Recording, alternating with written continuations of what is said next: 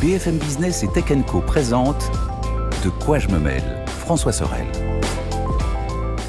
Voilà, deuxième partie de ce De quoi je me mêle après les escape games d'Anthony Morel. Et bien maintenant, on va se plonger dans le Labo Fnac, qui n'est pas un escape game. Vous n'avez pas peur, il n'y a pas de souci. Enfin, sauf si vous avez peur d'objets électroniques, parce que là, franchement, ça peut faire flipper. Lionel Costa nous a rejoint. Salut Lionel. Salut François.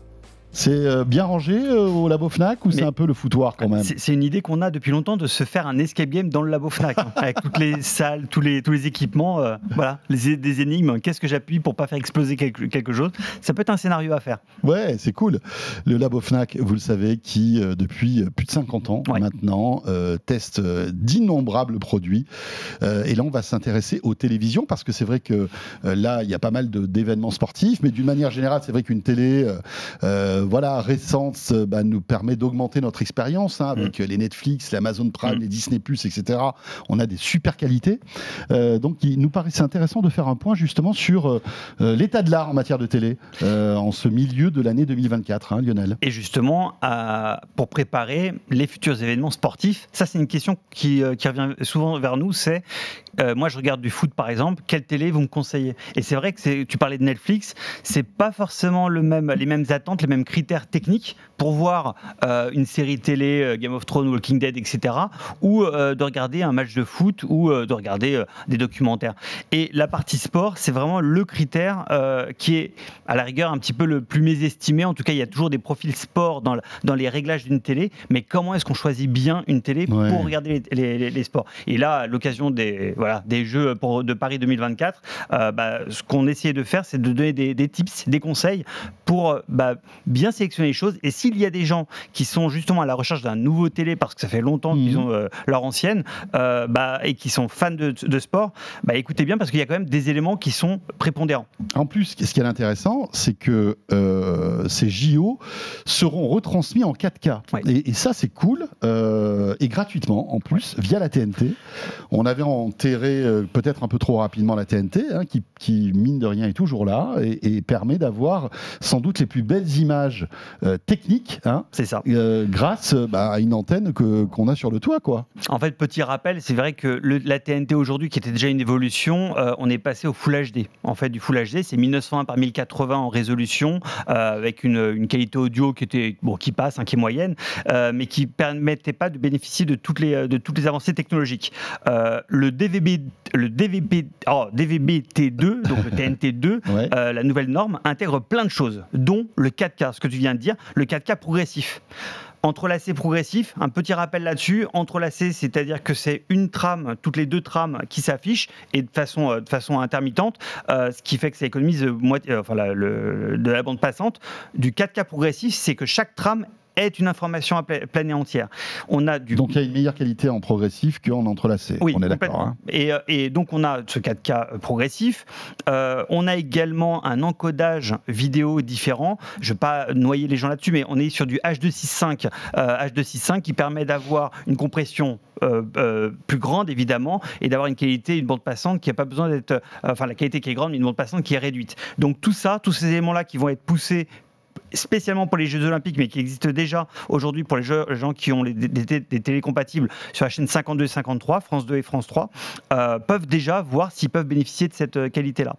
Et de la 4K pour le sport... Il faut refaire un scan de votre TNT, tout simplement. Oui, c'est ça. Et si vous avez une télé qui a moins de 10 ans, c'est compatible. Là où il peut y avoir un risque, c'est les télés qui ont plus de 15 ans ou plus de 10 ans, où là on peut peut-être avoir... Qui ne sont pas compatibles TNT2, en fait, DVB-T2. C'est ça, exactement. On a peut-être besoin d'un adaptateur, mais faites le test parce que normalement, si elle a moins de 10 ans, même peut-être moins de 12 ans, ça devrait passer normalement. Et ça, c'est cool parce que c'est une norme qui, mine de rien, est très installée dans le parc. Parce exactement. Que si vous avez une télé qui a 8 ans et que c'est compatible, c'est cool. Enfin, c'est du bonus. C'est du bonus, exactement. On va dire. Et donc, la plupart des épreuves seront retransmises sur France 2 et France 3 en 4K. C'est ça. Et France 2 sera pérennisée en 4K après. C'est ça qui est cool. Oui, c'est ça. Après, c'est juste la bande passante dédiée spécifiquement au sport va peut-être être un petit peu diminuée pour laisser place à d'autres émissions, parce que tout ça, c'est de l'arbitrage de stream, hein, c'est de l'arbitrage de diffusion. De la bande passante, elle n'est pas illimitée. Donc, selon les événements, ils vont pousser. Et je voulais revenir juste sur la partie définition. Beaucoup de gens peuvent se dire, bon, la définition, est-ce que c'est si important que ça si je vois du tir à l'arc, si je vois, oui, effectivement, du tir à l'arc avec des gros plans, c'est pas forcément là où la définition est importante. Mais si je regarde par exemple un match de foot ou des nageurs ou du ping-pong, le détail pour suivre la balle, pour suivre le joueur, le numéro derrière son maillot, c'est pas anodin, c'est loin d'être anodin. Non, mais c'est clair. Voilà. Surtout si on a un grand écran, parce que évidemment la 4K apporte évidemment un confort visuel si vous avez de grands écrans. Hein. Aujourd'hui, on parle de 55, 65, 85, 98 pouces. Même 100 pouces. Voilà, c'est ça. Et aujourd'hui, vous allez dans une Fnac ou dans n'importe quel magasin, vous avez des grands écrans avec des prix qui baissent justement. Oui. Si on rentre dans le détail, Lionel, comment choisir une télé là voilà, mi-2024, c'est encore la jungle. Il y a beaucoup d'intervenants, il y a beaucoup de marques. Ouais. Évidemment, il y a les Samsung, les Sony qu'on connaît, mais il y a TCL qui monte en flèche. Voilà, il y a du Hisense. Enfin, il y a plein de marques aujourd'hui. On a forcément les grands majeurs, hein, Samsung, LG, Sony, Panasonic, TCL, Hisense. Maintenant, ce sont des gens qui sont installés sur le parc. C'est vrai que Samsung est vraiment le leader du marché, hein, vraiment. Incontesté. Oui, incontesté au niveau. Enfin, ils sont vraiment sur le marché complètement. Mais LG est pas mal du tout. Sony aussi derrière. Philips aussi. Hein, j'oublie pas Philips. Comment bien les choisir? Sur l'argumentaire sport en tout cas, mais il y a tous les argumentaires. Évidemment, nous, sur la partie télé, on teste la colorimétrie, la vue angulaire, l'uniformité, le contraste, la progressivité. Sur la partie sport, la partie colorimétrie reste quelque chose d'important, le gamma. Pourquoi je dis ça? Le souci que n'importe qui peut avoir en regardant avec un vidéoprojecteur ou une télé un petit peu bas de gamme, si je vois un joueur sur un écran extrêmement vert avec la pelouse, cet aplat vert va complètement saturer l'image. Et on va se retrouver avec de la bavure partout. Et en fait, dans les tests que nous faisons, nous vérifions justement est-ce que la couleur ne bave pas, ne va pas sur le côté. Et c'est aussi le même phénomène qu'on peut avoir sur une table de ping-pong ou sur du tennis Roland-Garros, puisqu'on va avoir normalement de la terre battue pour les jeux. Donc on va avoir la colorimétrie qui est extrêmement importante. Là, on a plusieurs technologies. Si on ne parle pas encore de nos tests, hein, si on parle que de technologie, on a le OLED, le QLED, le mini-LED, le LCD classique. Et là, clairement, le OLED et au-dessus du lot. Encore aujourd'hui. Parce que c'est vrai que tout le monde, enfin les concurrents qui n'ont pas choisi cette stratégie de l'OLED disent que maintenant, ben voilà, on fait encore mieux avec le mini LED, etc., etc. Mais l'OLED reste le nec plus ultra. En termes de précision, ouais, on est d'accord. Le mini LED, un excellent apport technique. Il n'y a aucun doute là-dessus. Le mini LED, hein, pour le rappel, c'est un rétroéclairage qui contrôlait beaucoup plus finement qu'avant, où c'était des dalles, grosso modo, qui s'allumaient pour faire le rétroéclairage. Le OLED n'a pas besoin de rétroéclairage, donc il est beaucoup plus fin sur la puissance et le pilotage de la luminosité et le pilotage de la colorimétrie. Beaucoup plus fin. Ouais. Mais il y a un autre point sur lequel l'OLED est encore bien meilleur que le mini LED, mais techniquement, hein, intrinsèquement, c'est la vue angulaire. Le OLED, puisqu'il n'a pas différentes strates de rétroéclairage et de filtre, il n'a besoin que d'une couche. Il illumine partout, donc la vue angulaire est assez excellente. Là, on voit des images en même temps qui montrent justement l'intérêt de la saturation de la couleur, où on voit un maillot totalement rouge, fluo, bronzé. C'est vraiment une couleur qui est assez désagréable, contrairement à un rouge qui serait beaucoup plus pâle, mais beaucoup plus réaliste, et qui nous permettrait de voir des plis et des petits détails. Pareil pour le foot. Il y a beaucoup de petits éléments qui peuvent rendre le spectacle sportif beaucoup plus agréable. Donc l'OLED, choix premier, on va dire, si vous avez l'argent, parce qu'on va en parler dans un instant, l'OLED coûte un peu plus cher, même si les prix baissent, hein, mais ça coûte plus cher que on va dire les technologies traditionnelles. À noter que sur votre téléphone, si vous avez un téléphone récent, vous avez déjà de l'OLED. Hein. L'OLED, c'est quasi généralisé sur les téléphones. Pourquoi? Parce que ça permet du contraste, ça permet de malgré tout protéger la durée de vie de la batterie. Enfin, il y a plein de choses. Donc voilà, imaginez la qualité d'image que vous avez sur votre téléphone sur un grand écran, c'est un peu ça. Hein. c'est, on va dire, alors c'est rigolo parce que l'OLED sur les petits écrans, c'est Samsung le spécialiste, mais sur les grandes tailles d'écran sur les télés, c'est LG. Oui. En fait, ils sont un peu répartis, je pense, le marché en Corée du Sud. Et je reviens sur ce que tu dis, c'est vrai que le OLED est plus cher, mais bon, tu m'invites assez souvent pour pouvoir dire que le prix ne fait pas forcément la qualité, mais là, c'est justifié. C'est-à-dire que là, on a un vrai résultat lié à ce prix-là qui est un peu plus élevé. Mais je vais rassurer quand même tout le monde. Les produits qui sont vendus aujourd'hui, sauf si vous cherchez les premiers prix, tous les produits vont satisfaire la plus grande majorité des spectateurs. Là, on parle vraiment d'exigences, de gens qui veulent vraiment une image et qui sont très exigeants sur la qualité de leurs produits. Donc, le OLED aujourd'hui, techniquement, il est au-dessus. Mais les autres sont pas forcément à jeter à la poubelle, pas du tout. C'est juste que sur la partie précision et vue angulaire, c'est vraiment deux éléments qui l'OLED gagne. Précision, vue angulaire, contraste infini. Enfin voilà, les noirs sont noirs sur le LED puisqu'en fait ce sont des petits pixels qui s'éteignent et qui s'allument. Donc forcément. Le mini LED aussi. Mais justement, pas aussi précisément parce que le mini LED, c'est donc des lumières qui sont en backlight et ils vont être pilotés. Avant, c'était toute la dalle ou la moitié de la dalle ou une partie de la dalle. Là, c'est beaucoup plus fin. On peut vraiment aller sur 800 zones par écran qui vont être pilotées. Donc, il va éviter cette espèce de fuite de lumière qu'on peut avoir. Un mot sur tous ces raffinements techniques qu'on trouve maintenant, le HDR, le Dolby Vision, enfin voilà, ça s'arrête jamais, tous ces trucs-là. C'est un vrai plus, ça, ou il faut regarder quand on achète une télé ou pas? Oui, c'est un argument, c'est un tampon sur les cartons et sur les produits. On se dit c'est un sticker HDR10, bon, ils vont nous sortir le HDR90 et tout. Ok, mais HDR10 ou HDR12, ça a quand même un vrai intérêt. Pour rappel, HDR 8 bits, parce que HDR c'est High Dynamic Range, donc c'est la progressivité de la dynamique du noir au blanc sur 8 bits, ça veut dire que c'est 255 paliers. De 0 à 255.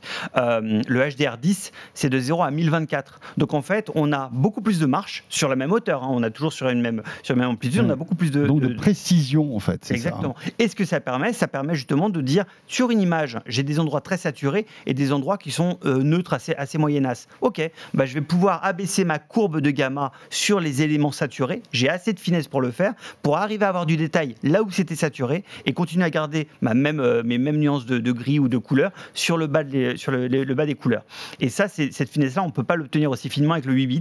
Donc le HDR10, c'est un peu un pari pour l'avenir parce que tous les programmes ne sont pas compatibles HDR10. Voilà, c'est ce que je veux te dire, c'est qu'il faut que le programme soit compatible HDR10, qu'il ait été tourné et produit en HDR.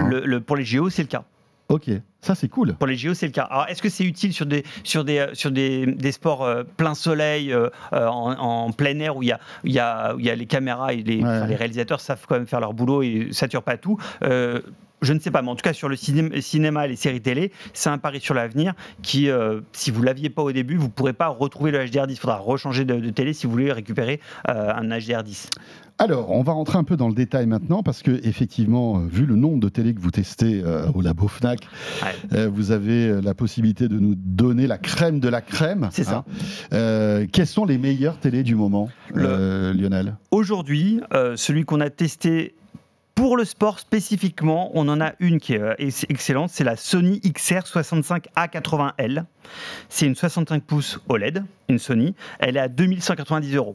Donc, on se fait un peu plaisir. Mais en tout cas, celle-là n'est pas la meilleure sur l'ensemble des éléments, mais c'est la meilleure sur la fluidité d'image, sur la progressivité, sur la colorimétrie. C'est celle où vous allez avoir une image la plus réaliste, précise possible. Elle est OLED? Elle est OLED. Oui. Alors, on parlait d'LG, mais il faut savoir que Sony est présent dans le LED.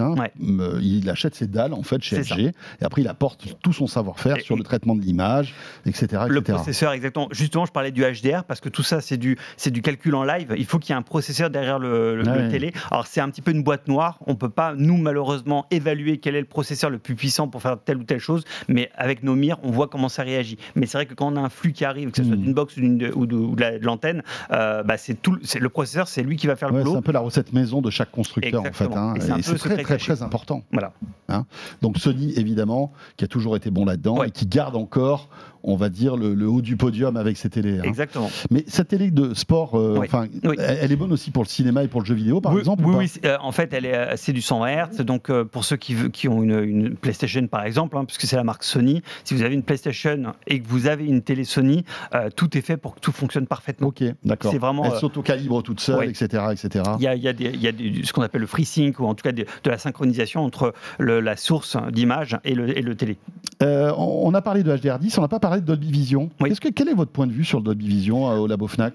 Alors, Dolby est une société privée. Cette société privée, elle fait tout pour justement être implémentée sur tous les appareils, et ça apporte un vrai confort. Alors d'immersion, ça c'est une chose, mais alors il y a le son, il y a le Dolby Atmos, il y a Dolby Atmos, il y a le Dolby Vision aussi. Et le Dolby Vision, en fait, au niveau colorimétrie, on n'est pas client en fait de tous ces algorithmes d'amélioration colorimétrique, non pas parce qu'on dit que c'est mauvais, pas du tout. C'est que on reste nous dans l'idée de la fidélité colorimétrique. Si j'envoie un certain cyan, un certain magenta, un certain rouge, un certain vert, c'est ce tu dénatures en fait l'image originelle, c'est ça ? C'est un peu ça. Et en fait, on a des réalisateurs qui vont tourner des séquences extrêmement bien faites, etc.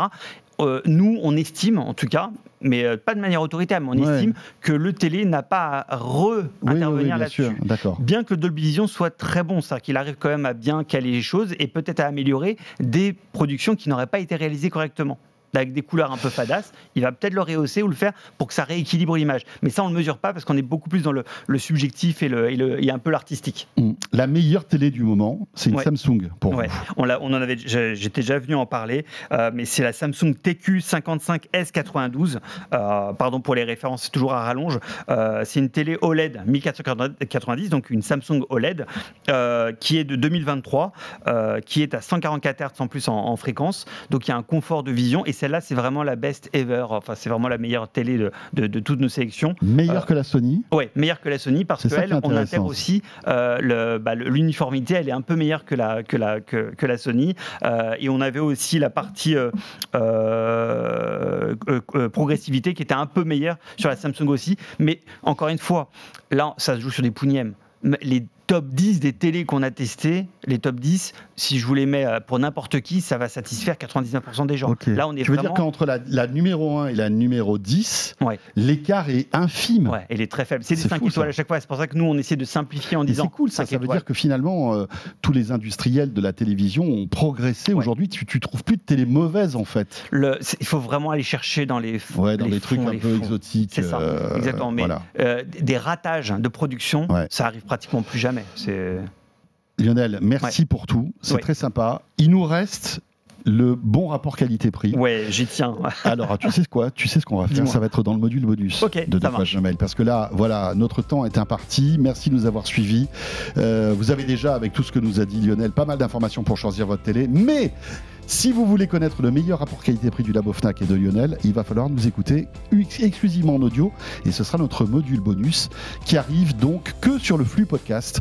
C'est la particularité, vous le savez, de quoi je me mêle. On essaie de vous en donner un petit peu plus avec un petit module supplémentaire. En tous les cas, merci de nous avoir suivis à la fois sur BFM Business, sur YouTube aussi. Et on se retrouve bien sûr la semaine prochaine et le module bonus avec Lionel dans un instant si vous êtes avec nous en audio podcast. À tout de suite. De quoi je me mêle sur BFM Business et Tech & Co.